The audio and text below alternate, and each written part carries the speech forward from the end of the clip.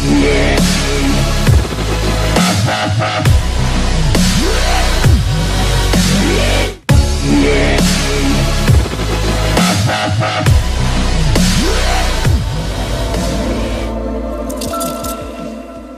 again, welcome to our studio on Migrate Me. Today we are discussing 457 visa. How are you feeling? I'm feeling very good, Sri. Thanks for welcoming again and again. Today we're going to discuss about the 457 employer sponsored visa. Yep, a lot of our viewers actually wanted to speak about this visa. That's why we are requesting you to mention a little bit more about it. So what exactly is 457 visa? Now, 457 visa is called an employer sponsored visa, and it's an 4 years of temporary residence visas. If the business in Australia looking for a short-term employee, an employer looking for a short-term employee, a small business is still big business looking for a short-term employee, and would like to sponsor overseas person. If they're not able to get a skilled person from the local market or local community, they are hiring from the overseas, overseas, or maybe they are hiring who has got a skill, but not the Australian citizen or permanent residence. And it is for the small businesses to fulfill the shortage of the skill, to fulfill the requirement of the skill in that particular businesses. Let's say if you have the restaurants and if you're looking for a cook, and if you could not able to find a cook into the local market, and if you're looking for someone who's got a skill, so you can sponsor, the restaurant can sponsor someone as a cook. So this is from other country. From other country, or those who are here on another temporary visa, who's got a skill, who's got a qualifications, relevant qualification, they also can get a sponsorship as well. Okay. How many steps are there in this? Now in 457 there are 3 steps involved in there. The first step we call it SPS. The second one we call it nominations, and the third one is called visa applications. Now, you must require to get approval of each step. Now, the first step is called SPS. If you not have the approval of the SPS, you cannot get a nomination of the application, so you cannot make an application for main applicant like the visa applications. So make sure you have the approval of the SPS as well nomination as well the visa applications. So what's the full form of what is the SPS stand and now for? SPS is called the standard business sponsorship. Okay. Now in SPS, mainly the SPS and nomination belongs to the businesses. Now when we check the SPS, it's called it's standard business sponsorship, totally based on the financial documents. So it justify how capable that business is to sponsor by financially, and the company need to provide all the financial documents to the immigration department, and they need to get a formally approval of to sponsor someone, that they are sponsoring someone on the base of the financial or base of the requirement. So they need to get a formally approval from the particular government itself, from the immigration department. And for that you need to provide all the documents, like you need to provide the Australian business number, you need to provide the ACN, Australian company number, a financial document like business activity statement, recent financially statement like profit and loss statements. It's very important in SPS that you must meet the training benchmark. A training benchmark. Yeah, a training benchmark means that a company must conducted a training, or maybe have paid the training fees to the relevant institute if they not have done the training into their company itself. For example, if you have the IT company, and if you have the $100,000 of worth of wages into that company, and if the company has to spend at least minimum 1% on their employee who are permanent residents and citizen, they must have to spend that much amount of figure to their employee. And if they're not able to, training purposes, if they not have any employee like who is a permanent resident or citizen, they can pay 2% to the training institute. So they can just pay that whatever the total expenditure of the total wages, they can make a payment of those total wages to the training institute as well. So they must meet the training benchmark as well in SPS. And make sure if you are sponsored previously, there are a lot of companies who has got already approval of the SPS. So make sure when you apply for the SPS, if they have got approval for 2 or 3 people to get a sponsorship, you can make an applications. For example, if they have previously sponsored someone, and previously sponsored someone and got approval for visa applications, and they want the business is expanding and they want to give the if they want to sponsor someone else again, the same SBS you can use it for the different applicants, but make sure they have not written in their SBS approval letter, they have not written anything that they cannot sponsor any other persons. If the SBS later has specified that you can sponsor only this limited people, then only can sponsor limited people. If they have not specified, you can sponsor as per the business capacity. So make sure the company has got an approval of that business. And nowadays, immigration is giving the 5 years of approval for the business. Okay. It used to be they used to giving the approval for only 3 years, but Okay. nowadays the immigration giving the approval for the business for only 5 years. Okay. So in case if your SBS is got a expire, Yeah. you need to make an application for new SBS. So you can do it. Is this something new, the SBS? No, it's been in 4,000 visa since a long time. So yeah, So people are quite aware quite of aware. that. Now in SPS, like let's say if your business is running more than 12 months, like if the business is running more than 12 months, then you can get an approval for 5 years. But if the business is running less than 12 months, then you can get an approval for 1.5 to 3 years. Okay. So it depends on.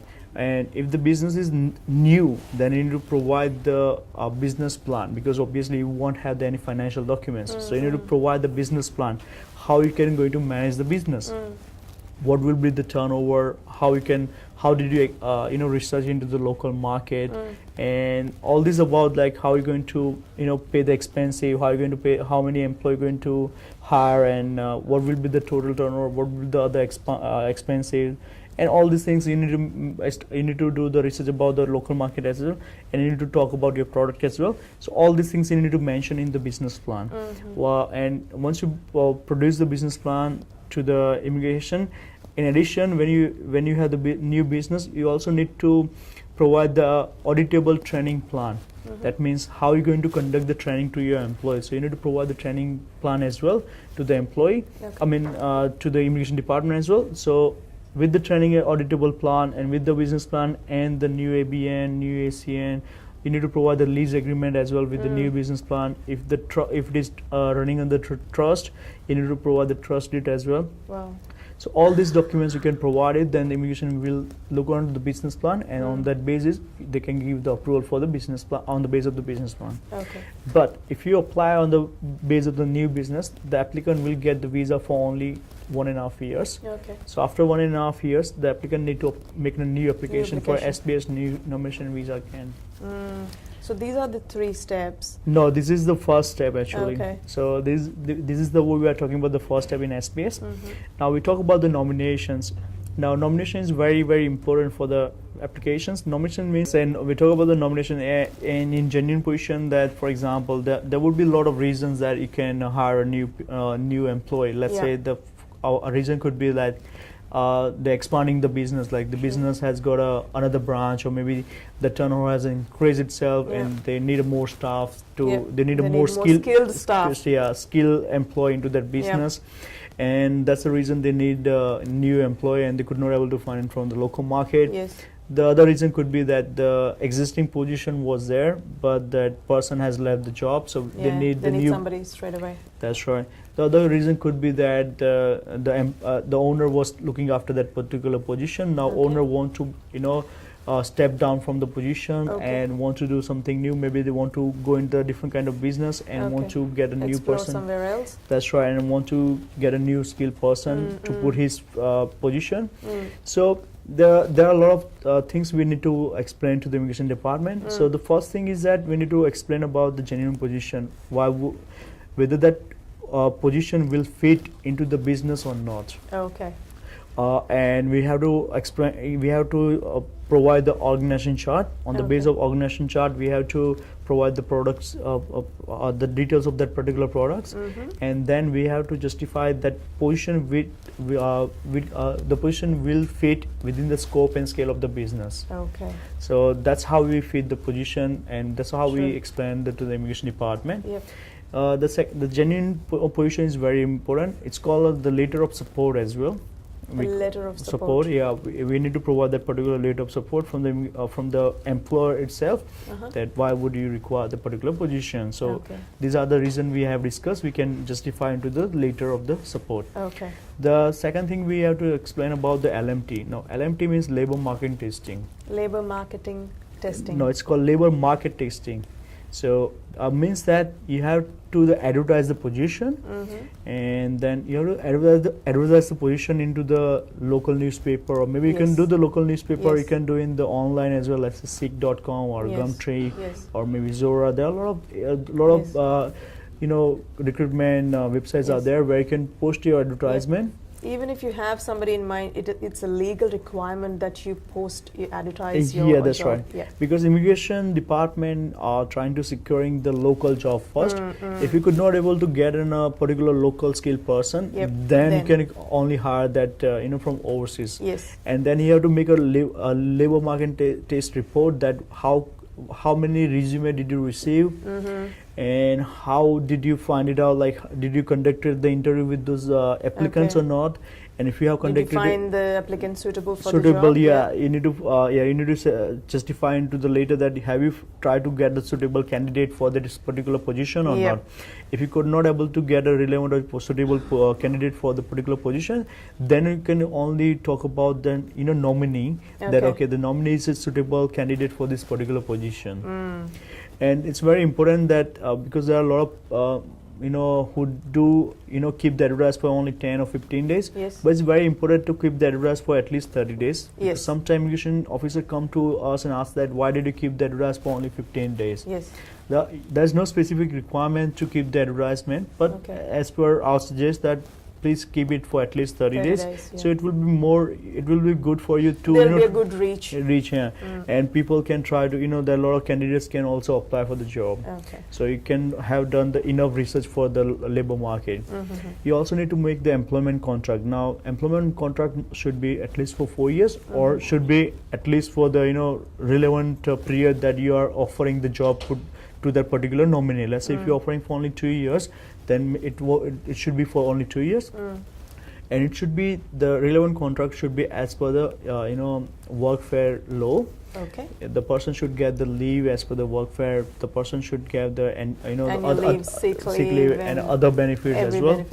In addition, it should be minimum $53,900. There are as per the recent changes in the occupations, it should there are other caveat occupations are there, where you have to, let's say if you're applying for as a sales and marketing manager, for example, or maybe there are other occupations are there where you have to keep the specified salary into the contract. You cannot offer $53,000 or $54,000. So there are a couple of caveats occupation are there where you have to make sure you have to the particular specified salary into that contract later. As we're discussing about the caveat occupations, there are a couple of caveat occupations are there where let's say if you talk about the cook, in cook, for example, if you are getting a sponsorship in the restaurants, make sure the restaurant should not be a takeaway restaurant. A takeaway means they have the limited seating. Limited. A takeaway means that a waiter come to you, they take an order. You have proper, dining. You just go and sit there. It's not like that. You just pay the first, you get the order, you go and sit down. Make sure you should a proper dine and fine restaurant. If it will be a dine and fine restaurant, the immigration may not give the approval of the nomination. So because they have recently changes a lot in caveat occupations, and the immigration becoming a very, very strict nowadays, especially into the securing the local jobs. Because there are a lot of people who are doing all these scams and everything. So it's very, very important that you fulfill all these requirements before you lodge in applications. Because it's not like if you have a business and if you're getting a sponsorship, you can get a sponsorship like that. Make sure you have each step has got different criteria. So you have to look after all these documents, all the other other surrounding things like surrounding areas as well, like the business should not be a particular takeaway or something, because lot of clients are getting approval on the base of those requirements. Because immigration has set up certain rules, but you also have to look the beyond the rules as well. Like let's say the restaurant, however the restaurant is getting a good annual turnover, but if it is takeaway restaurant, you can't get a You can't. sponsorship. For example, McDonald's having a $2 million turnover, Doesn't but matter. it can't get a sponsorship sponsor. because it's called a fast food restaurant. Yes. So make sure it's not fast food restaurant, it's not a takeaway restaurant. So they also look the sittings area as well. Yep.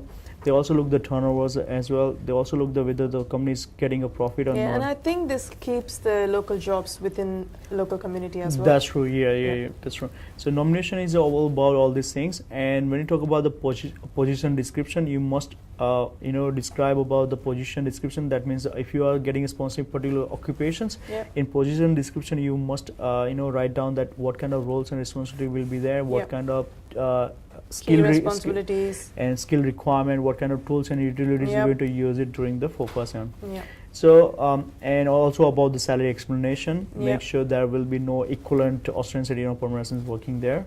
If it is working there, the person's salary should be equivalent to the nominee salary. So these are the key points that you have to look after in nominations. Yep. Now the third step we'll call a visa applications. In visa application, you require the minimum qualifications. Let's say if you're getting a sponsorship as a software engineer, Okay. you must require a bachelor or master in the relevant qualifications. If you not have the relevant qualifications, you require at least minimum experience. And if you not have an experience, you cannot get a sponsorship. Okay. And the other thing is that you require oral 5 bands with no less than 4.5 in each in Aussizz or equivalent to the PT or TOEFL or OET. And these are the main two requirements that to look after in visa application. You also need to meet that if you are onshore, if you're lodging applications, your application you must have the you must have the legal. You must be living here in this country on legal law. Legal status. Okay. That means your visa application Should be relevant. Yeah, and if you have valid. previous application refuse or cancel, you cannot make an application. You need Okay. to make an application from offshore. Okay. So there are there are other requirement to meet the visa applications as well. But the two main requirements are that you must require the qualifications, relevant qualification, or experience if you not have qualifications. Yeah. And the second requirement is that you require you need to meet the IELTS requirement, which is a 5 bands with no less than 4.5 in each. So these are the Okay. 3 steps are there in 4% visa. So with these 3 steps, are the requirements same for all of them, or they're different? No, all three steps are the different requirement because Okay. SPS is about the financial as we discussed. Yes. Nomination is about the genuine position, genuineness of position, that why would that business require the particular Yep. position. And visa applicants means that nominee is getting approval of the visa, Okay. so the nominee can work once he's get a visa. So only in the 3rd step I heard you say that you require IELTS. Yeah, score. because the first steps are belongs to the business itself. The Okay. last step belongs to the applicant. Yeah. Yep. Okay. So I know a lot of changes happen every year. What has happened in the last few years, or any recent changes that are very prominent? It's a very good question because recently it's happening. What happening is that now immigration is changing a lot of laws in for first-hand visa because a lot of applicants not getting a genuine sponsorship. So they're just getting sponsorship to. Well, it's not about genuine or non-genuine, but because of thing is that the immigration department trying to securing the local jobs as well. Yep. Because they don't want to get too many. Sponsored from the overseas. They're trying to fix the local jobs as well. And for that, immigration has changed a lot of rules and regulations.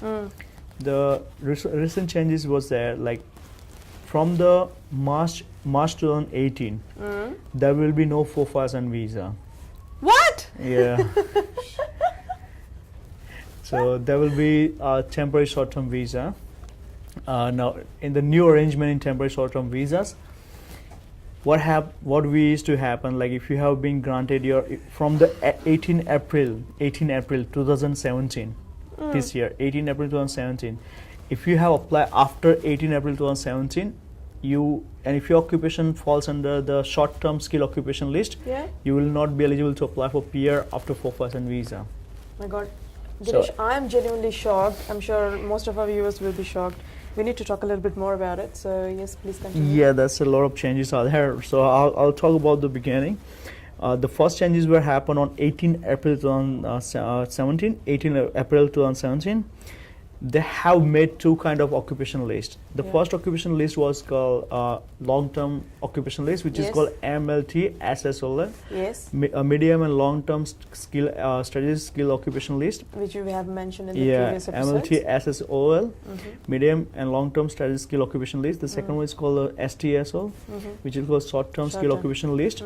Now, for 4% visa, if your occupation falls under STSO list, and if you have applied your 4% visa after 18 April 2017, you will get only 2 years of visas. And you can extend another 2 years of visas, but you will not be eligible to apply for PR in future.